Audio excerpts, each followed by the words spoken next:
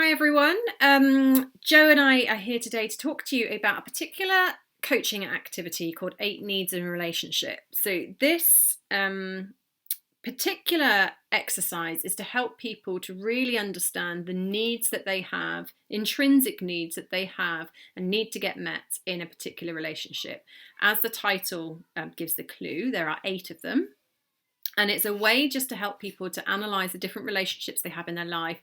Think of maybe what's missing or what's going really well, where they might want to have some conversations or, discuss some actions that they might want to kind of work on with their partners or with their line managers, different influential people in their life.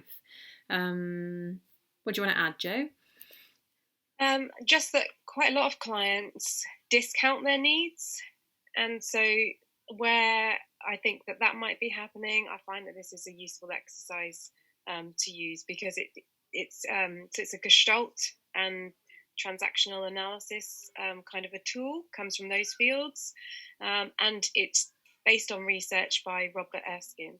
So it's like evidence-based. So for your clients who are theorists that like models, a hanger to hang something on, it can be really powerful for them and a way to stop them from discounting those needs. Sometimes clients are a bit skeptical initially about how does this apply in the work environment. It absolutely does apply in the work environment because they work with human beings. So until such time as we work with robots, but it's just getting them to think about what does this look like both in their behaviour and the behaviour of people that they're in relationship with. Yeah, it's particularly powerful, I think, for clients who are habitual people pleasers. As Jay said, some clients can discount their own needs. We'll be doing a video on relationship values in a week or so's time, and that's going to be about what are your intrinsic needs that you have in relationships. This is a great way to come at it because these are general needs. These are needs that everybody has, so it's quite a leveling area, like a level playing field. Like, I have these needs, Joe has these needs, you have these needs, we all have them, so let's just work on having them met and having some conversations around them. So this works well also if you either with clients or if you are two people in a relationship where you can both kind of say, well, look, there's some theory around that we all have these needs. Can we explore this together? And you can look at where the differences come up as you discuss them. So should we talk about what they are? That's probably a good place to start. So first need in a relationship is security. And this is about how secure does this relationship lead you to feel, in a nutshell. So we all have needs around our security. And even if you're in a corporate setting, you might want to tweak the language if you want to make it more accessible. But I certainly know from my history, it's important to feel secure in a relationship. I don't want to feel at risk of being judged or belittled or that someone's just going to, like, they've recruited me and then they're going to go and get a new job in 2 weeks time and leave me in a team. I want to know that I am secure in that relationship as I find that relationship today. What would you add? Yeah, well, exactly as you say, really, that you need to feel safe to be able to be yourself. Yeah. And it's making sure that that you can be your true self without feeling that you might be ridiculed, shamed, or blamed for things. And you want your feelings to be accepted as normal. So you don't want to be humiliated for having those feelings. Yeah. So the need for security sounds simple, but I think it is worth unpacking and exploring with your client. You could ask them about relationships where they felt most secure. And part of what you'll know in this exercise is you'll get them to create a wheel. It's one way to do it. Put each of the 8 needs in a segment of that, and ask them to score each of these needs in terms of how well they are met. So they could do that generally in their life, in their relationships, and then they might do a separate one for a significant person in work, one for a significant person outside of work. It's a bit like the Wheel of Life exercise, and it just gives a real litmus test for how things are right now. Yeah. And then obviously when you do work together, you might come back then and review to what extent are their needs being met at that point in time. So it's a good progress checker as well. Yeah, absolutely. Then we've got a need around feeling affirmed and validated. So again, Yeah. I think if you're working with clients, it's fine because you can kind of explain these. If you yourself are trying to work it through, you might want to tweak the language. But being affirmed and valued is about the need to be appreciated, the need to be cared for, and the need to be seen as someone who is significant in that relationship. So that's, from my experience, that's important because it helps you to feel secure, like that first need. So feeling like you're important in the relationship is a need in itself. Yeah. So the third need is the need for acceptance by a stable, dependable, and sometimes it's described as protective other person. So being able to, rely on people being there. Sometimes we're accepted by others, but they're not. The other person isn't stable in our lives, in the relationship. So that would be that need would not be met in that circumstance. Yeah. The fourth one is about having our experience validated. And I think this is where you have a shared understanding of your experience. So if I'm going through something, or I'm trying to explain kind of what's happening in my life, then someone is going to join me in that experience and help me to validate it, not to dismiss it or to see it in an entirely different way or have a wildly difference of opinion. And even if they do hold a difference of opinion, in that moment when I am sharing my experience, they are helping me and trying to see it from my eyes, not dismissing me. Would you build on that? Only to say, if I think about an example with COVID-19, if you're in a HR team and you're finding it extremely the most challenging thing you've ever dealt with in your career, and the person that's sitting next to you, you say, God, this is so difficult. I find this emotionally really difficult. And the person next to you says, I feel exactly the same. It's the essence of that kind of like, you get me. The same as if you think outside of work, if you were on holiday with a friend and you said, this is the best holiday I've ever been on, and the person also says, me too. It's that kind of it's elation. Whereas if you say that and there's nothing coming back, then there's that feeling of, I've really exposed myself here. This is not somebody else's experience. What does this mean for me? So you can see hopefully that all of these needs are equally important. Yeah. Okay, the fifth one is the need to define ourselves and be unique. So it's about being able to be different. Yeah. Because the last one was about having people around us that are similar. This is about being able to be different. You'll also start to see here probably how each of these needs are not necessarily completely separate to the other. There is a degree of overlap between them all. So being able to be different without the fear of rejection is important.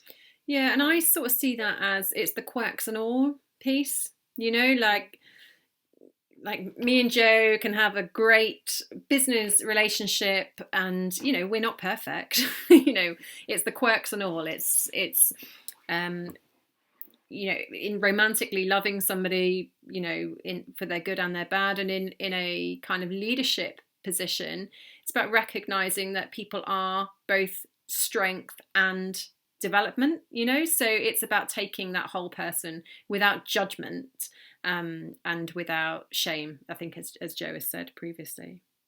I often talk about, like, if it's a relationship where you could be in a green onesie dancing around like an idiot, if that relationship is one where you can do that because you just felt in the moment that you wanted to, that to me is an example of this need being met.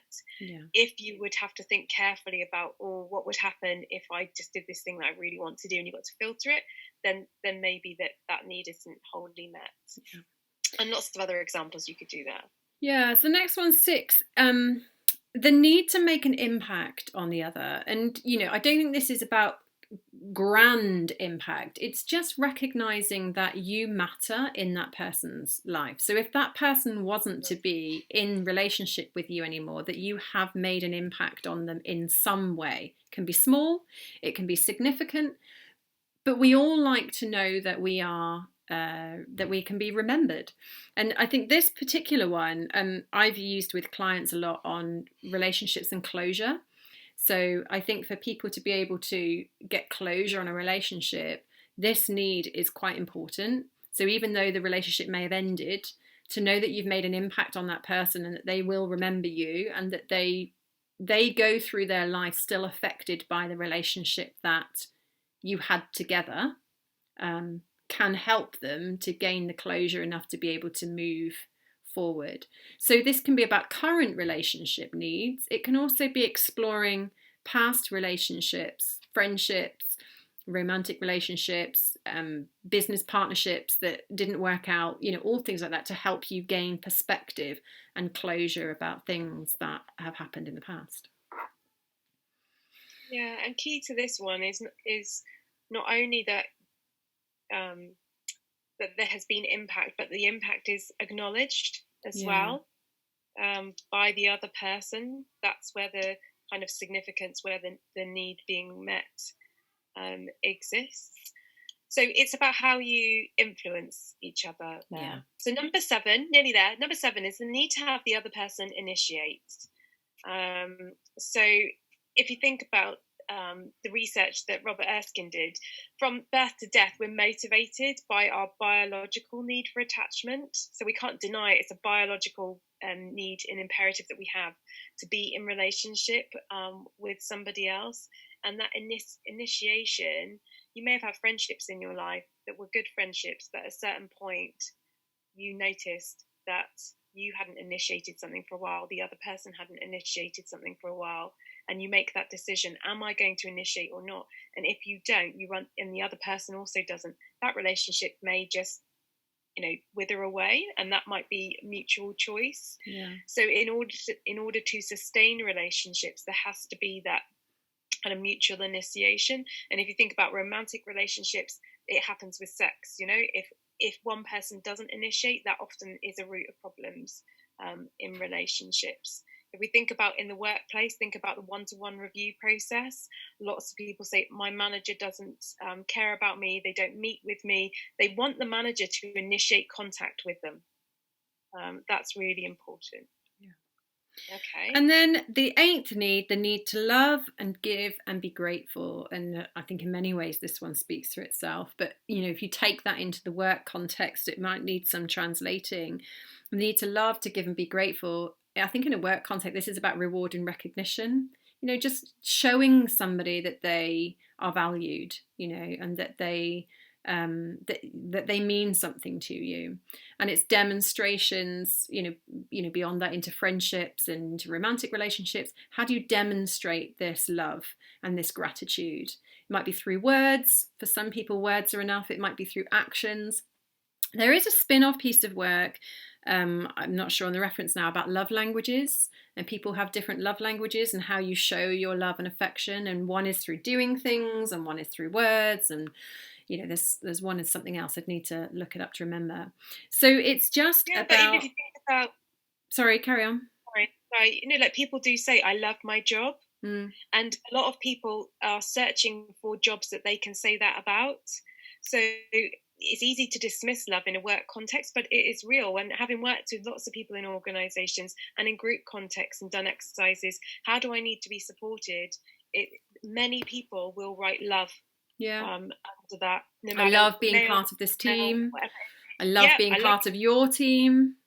There's lots of people that like to be in an environment where they can cook, for example, if they're good cooks, and they like to bring it into the office, and it's a way for them to demonstrate that they care about being part of the team, and they want to be in an environment where it's okay for them to do that, and they're not told, oh, you can't do that because other people don't do it. So there's lots of different ways. So it's about receiving it. It's also about having relationships where you are able to give it and it is received well. Yeah.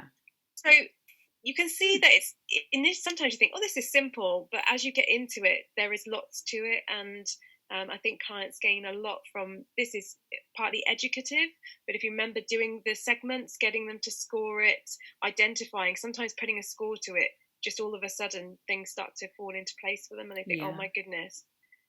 now I realise, or they think, oh, I wonder what my partner or what my manager would score, is often what they'll say. And then the conversation may evolve into, maybe that's something you might want to initiate with the other person, and then deepening that. So, hope it's been useful for you. It's 8 needs in a relationship. As Zoe said, you might want to link it into relationship values. So check out the other videos that we put together, and we'll see you next time. Yeah, take care. Bye-bye.